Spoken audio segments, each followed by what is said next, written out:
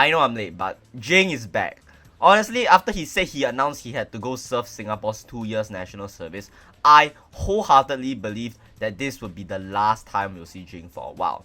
So when it was announced that he would be exempted from NS, I honestly thought that it was a prank. You have absolutely no idea how big of a deal this is, speaking as a Singaporean. National service in Singapore is very strict. Once you've completed your pre-university education, if you are a Singaporean male, you have to enlist for national service by law. There is very little exception. If you choose not to enlist, you are literally considered a criminal and become a wanted man. Even Joseph Schooling, the guy that won Singapore's first Olympic gold medal, a historic achievement that made him Singapore's national hero for a while, wasn't exempt from national service. And if you're wondering, there are stories of Singaporeans who completely abandon their citizenship and country and just choose to live out someplace else just to avoid national service.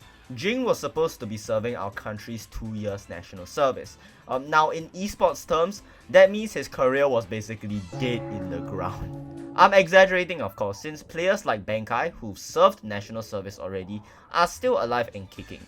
But 2 years is quite a long time, and with how intensive NS training can get, I doubt Jinggg would have been able to maintain his current form, especially with how prone the VCT environment is to change. There are promising Singaporean talents who've been screwed over because of national service, like Neff, who was a pivotal part of Bleed when they won Ascension, but couldn't play due to having to serve NS. But I think the main reason why Jingg's return is being celebrated so much is because this man is just cracked. Simple as that. He is arguably the best race player in the world, okay? I said it, I don't care if I'm glazing this man. We get to see more of this guy, I don't care. I'm not implying that I'm happy Jinggg has a medical condition, but I am happy that he's able to participate again. Of course, if Singapore puts every Singaporean male into military service, regardless of their fitness to serve, my government would have been voted out a long time ago. So they make exceptions to those with medical conditions that make them totally unfit to serve. And I say totally because there are instances where if your medical condition isn't that severe, you'd still have to serve in the army by taking non-combat positions. I don't think I have to explain why everybody is so hyped to see him coming back to competing. Jinggg was basically the star of Champions 2023, with him being like one of the main characters in the finals due to the possibility of that being his very last match. So yeah, surely Paper X would have bring it home in that finals, right? Despite all of this, Paper X didn't look too bad during the 2024 season so far. Despite losing kickoff finals to Jinggg, they finished 3rd in Madrid, beating Loud, Carmine Core and Heretics. That's absolutely nothing to scoff at. Monyet also really woke up during the second half of Madrid.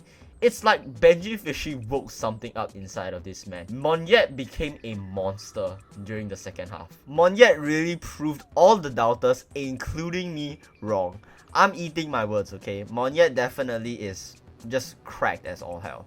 I feel like if Jinggg didn't come back, people would still rate Paper X easily as a top 5, even top 3 team after Madrid. It's not like Jinggg was going to single-handedly save Paper X. It doesn't help that this man is, in my opinion, the best player on the most popular Asian team, period.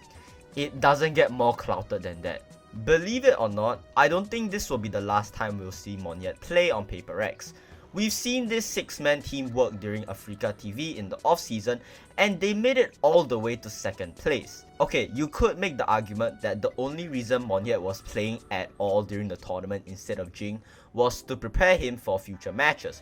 But after Madrid, Monyet has proven he can do well.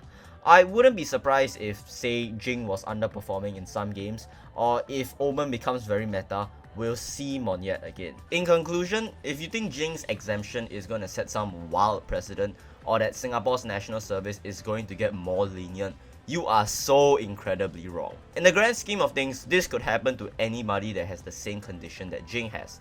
The Singapore government couldn't care less that Jinggg is one of the best duelists in VCT history. But you know who cares? basically anybody that watches VCT, and that's what truly matters. Let's go, Paper X. Please bring home Pacific's first international trophy, please!